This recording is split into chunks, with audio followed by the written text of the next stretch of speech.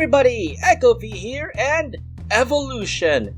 It's a core part of Pokemon franchise, and without evolution, Pokemon just isn't Pokemon. And while some Pokemon have evolutions, others don't. And while some evolutions are good, others aren't. So for this video, I'll be counting down 5 of my least favorite Pokemon evolutions. Here we go! First up is a Pokemon that technically wasn't considered an evolution when it first debuted, but it became one a generation later, and that is Chimecho. Chimecho is a weird one.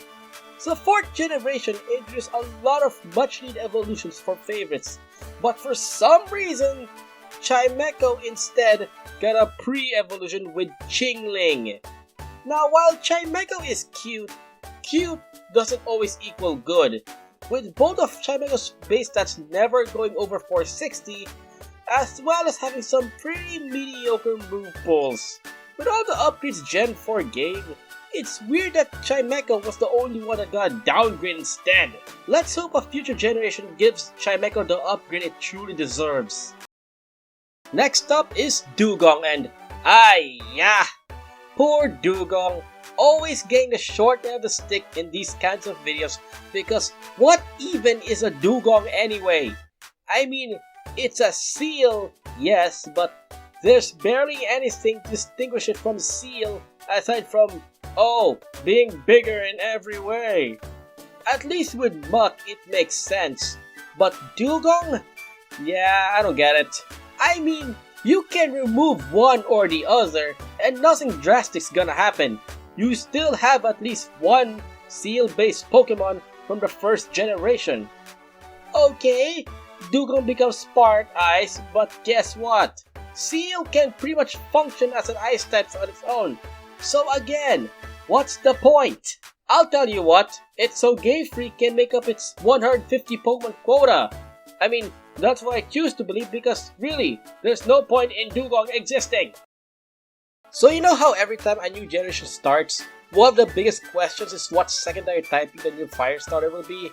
And how back in Gen 6, it was a big meme on how players were hoping that Fennekin wasn't a fire-flying type. And then Fennekin turned out to be a Fox Witch and everyone hated it.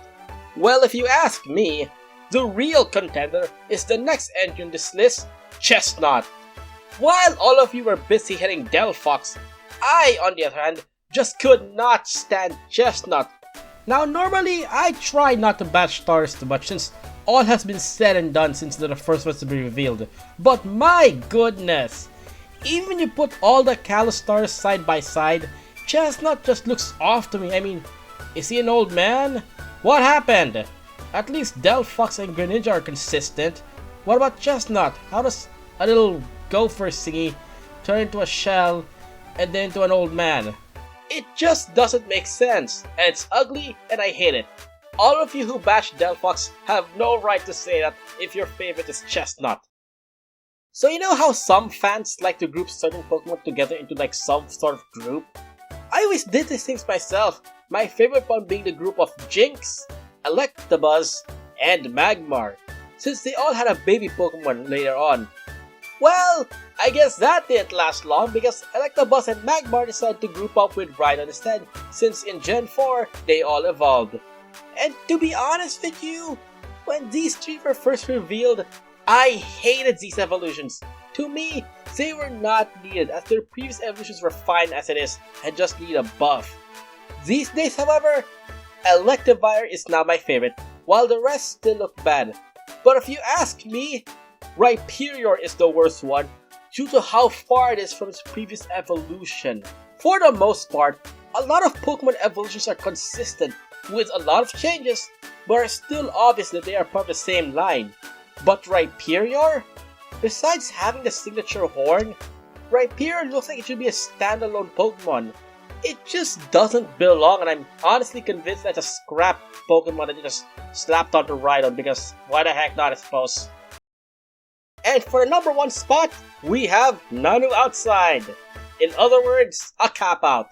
Because this entry is not technically an evolution, rather it's a Mega Evolution because it is Slowbro. Personally, I don't really want to count Mega Evolutions as evolutions since they're only temporary and they're not permanent in the slightest.